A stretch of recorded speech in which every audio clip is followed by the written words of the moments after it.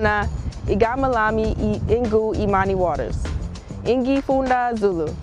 Hamjambo, jina langu ni Ebony Brown. Sawubona, my name is Benjamin Besson. I study Zulu. Habari zenu, jina langu ni Alexa. I studied Zulu because after taking it and really thoroughly enjoying the language and learning more about the culture, now it's giving me more opportunities on campus and even the opportunity to go be able to study abroad this summer.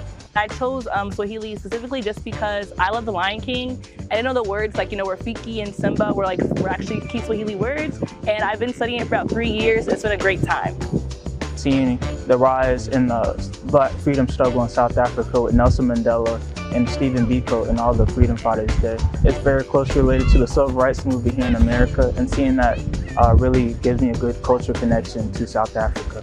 I'm very happy to study Swahili because of how important it is as a globalizing language. And I'm excited to do diplomatic work, translation work, and things within the realm of international relations in East Africa in the future when I graduate.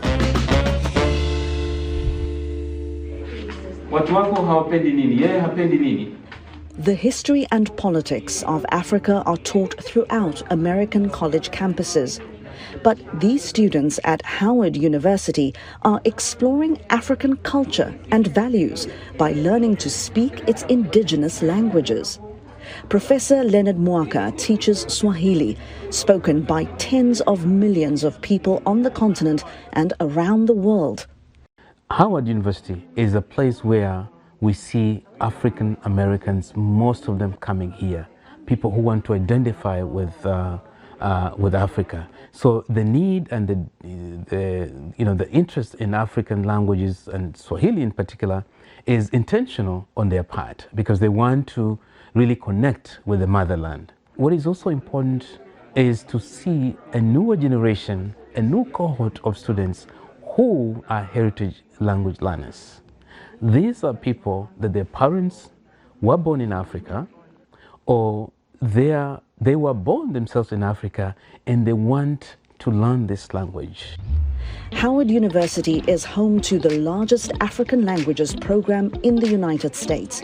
Here, students immerse themselves in Amharic, Swahili, Yoruba, Zulu, Somali, and Wolof. Professor Krista Johnson directs Howard University's Center for African Studies. I think that there's a lot of buzz about Africa, being the future, right? We know that it's the youngest continent that we have, and we know that something like 1 in 4 people in the world are going to be African in the next several decades. So it's an important shift, and I think our students understand and appreciate that as well. So having an opportunity to really learn and learn about Africa, study African languages, and really appreciate that culture, but then also understand its past, but then also its future. Howard is one of America's flagship HBCUs, or historically black colleges and universities. It opened more than a century ago after the U.S. Civil War to educate black Americans. Over the years, HBCUs have produced historic and influential American leaders, among them civil rights icon Dr. Martin Luther King Jr., billionaire media mogul Oprah Winfrey, renowned novelist and Nobel laureate Toni Morrison, and U.S. Vice President Kamala Harris.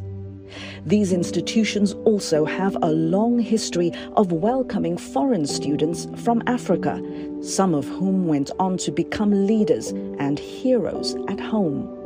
Nnamdi Azikiwe, who's the first president of Nigeria, was a student here at Howard University. Many people might be familiar that Kwame Nkrumah, the first president of Ghana, was a student at Lincoln University, which is also an HBCU here in the United States. So that's the history, in which Howard University now stands.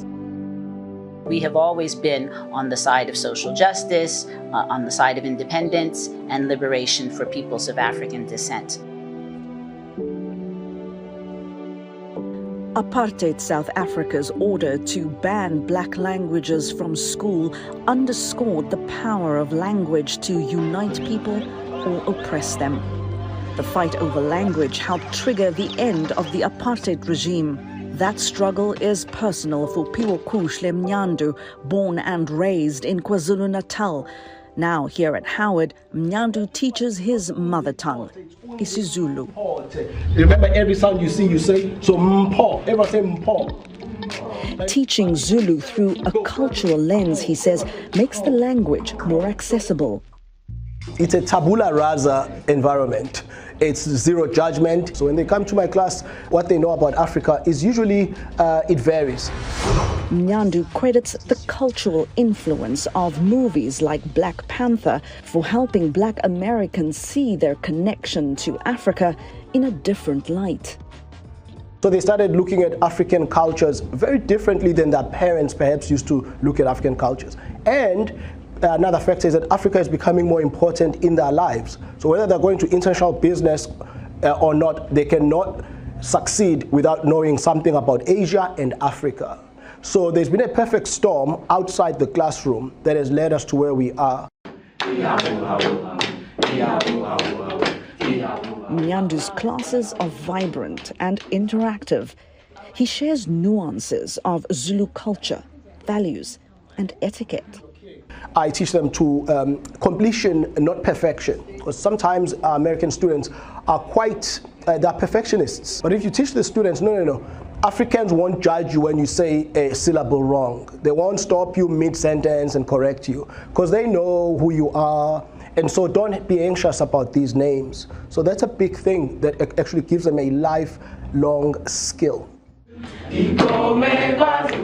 Skills that can build lasting bridges between the US and Africa and equip these young Americans with the cultural intelligence and confidence to cross them.